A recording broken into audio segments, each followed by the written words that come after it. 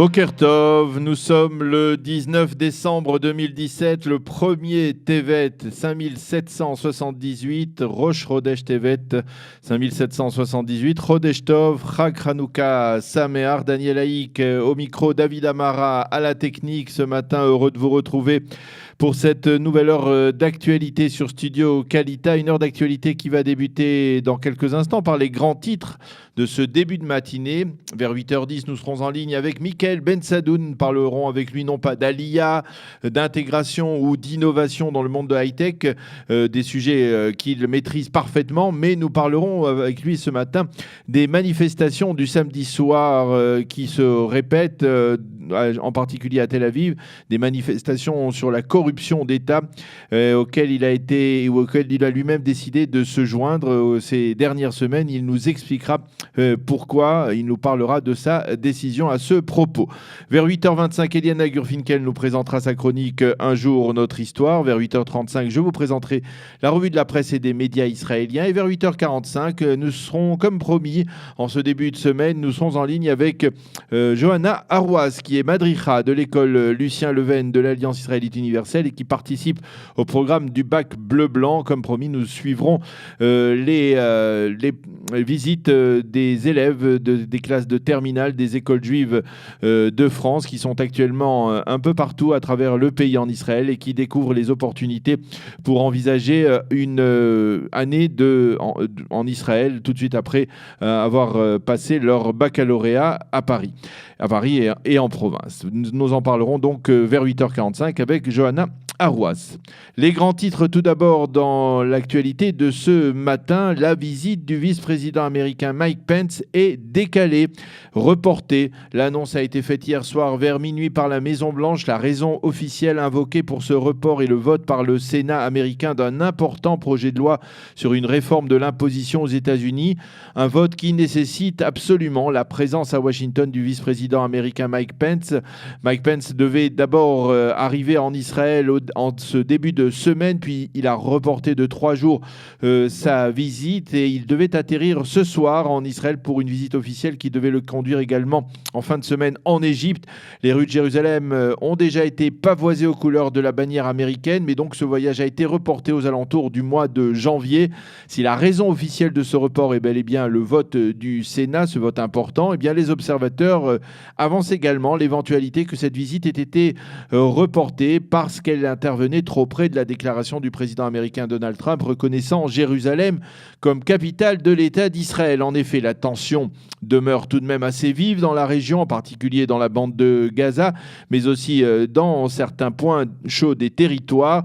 Et il est possible que l'on ait estimé à Washington, au cours des derniers jours, que l'arrivée du vice-président américain dans le contexte actuel pourrait faire grimper à nouveau cette tension. Il faut également rappeler que les Palestiniens avaient décidé de boycotter purement et simplement cette visite et avaient clairement affirmé que Mike Pence était persona non grata à Ramallah. Il est donc possible également que l'administration Trump profitera de ce report, de ces quelques semaines de report, pour apaiser quelque peu les Palestiniens et les persuader que l'Amérique conserve malgré tout son rôle de médiatrice dans le conflit israélo-palestinien. Peut-être que dans quelques semaines, la tension aura baissé et Mahmoud Abbas acceptera plus facilement de recevoir Mike Pence dans ses locaux à Ramallah.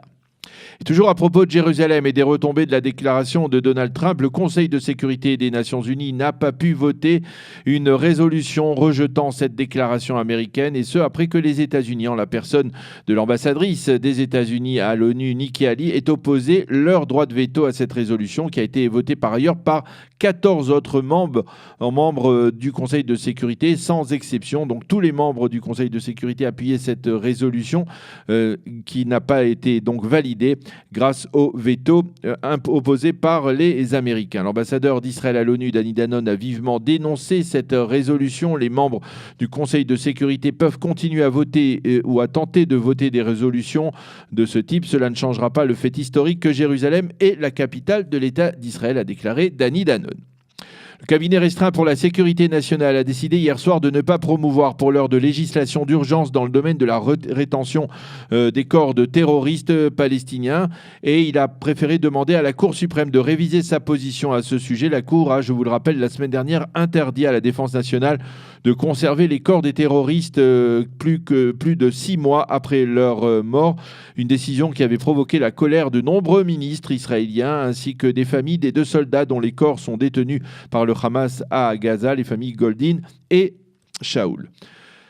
Terrible drame de Hanouka dans une famille juive et israélienne aux États-Unis. Aliza Hazan et 3 de ses enfants ont péri brûlés dans l'incendie de leur appartement à New York. L'origine du feu serait une Hanoukia qui serait restée allumée pendant la nuit et aurait embrasé des produits inflammables dans le domicile. Le père de la famille, Yossi Hazran, a tenté de sauver son épouse et ses enfants, mais il n'a pas réussi. Il a été hospitalisé dans un état très grave et souffre de graves brûlures. 2 des enfants du couple sont également hospitalisés.